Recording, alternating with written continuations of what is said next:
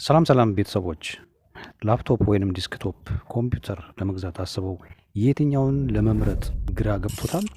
በተለይ ደግሞ ቪዲዮ ኤዲቲንግ፣ ግራፊክስ ዲዛይን ወይንም ከበድ ያሉ ጌሞችን ለመጫወት የሚሆን ጠንከር ያለ ኮምፒውተር ለመግዛት አስበዋል?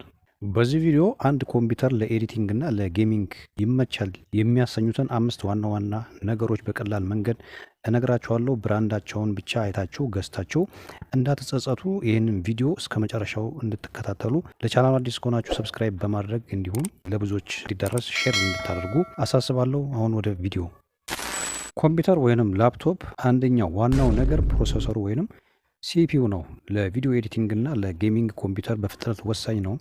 ስለዚህ ስትገዙ ኮራይ 3 ወይንም ኮራይ 5 ከሱ ይልቅ ኮራይ 7 ወይንም ኮራይ 8 ኢንቴል አሊያም ሪዝን 7 ወይንም ሪዝን 8ን ኤኤምዲ የሆኑትን መምረጥ ግድ ይላል ማለት ነው።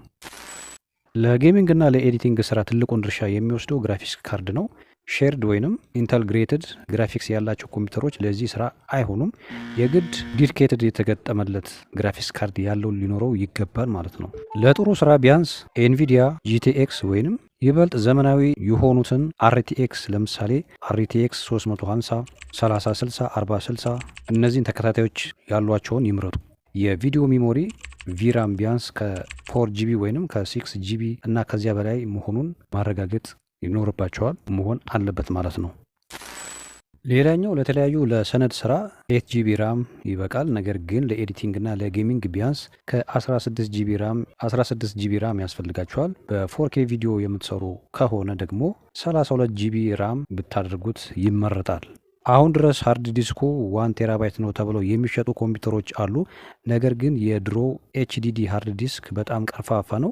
ለኤዲቲንግ እና ለጌሚንግ ኮምፒውተራችሁ በፍጥነት እንዲከፍት እና እንዲሰራላችሁ ፋይሉን በፍጥነት ለማንበብ የግድ ኤስዲዲ ሶልድ ስቴት ድራይቭ መሆኑን ያለበት ቢሆን ይመረጣል።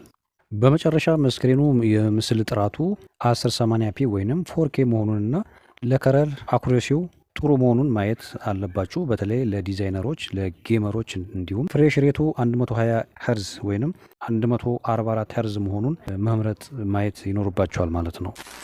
እንደ ማሳሰቢያ እነዚህ ኮምፒውተሮች ከበድ ያለ ስራ ሲሰሩ ስለሚግሉ ጥሩ የማቀዝቀዣ ፋን ያላቸው መሆኑን ደግሞ ማረጋገጥ ይኖርባቸዋል ማለት ነው።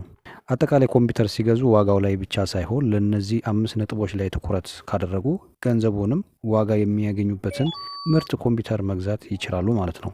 በመጨረሻም ፋሚሊ ቪዲዮውን ጠቃሚ ሆኖ ካገኛችሁት ላይክ ማድረጋችሁን አትርሱ። በሚቀጥለው ቪዲዮ የትኛው ብራንድ ላፕቶፕ እና ኮምፒውተር ብናይ ይሻላል ሀሳባችሁን በኮሜንት ላይ ያስቀምጡልኝ። ስለተከታተላችሁልኝ አመሰግናለሁ። በቀጣይ በሌላ ቪዲዮ እንገናኛለን። እስከዛው በደህና ሁኑ። ቻው።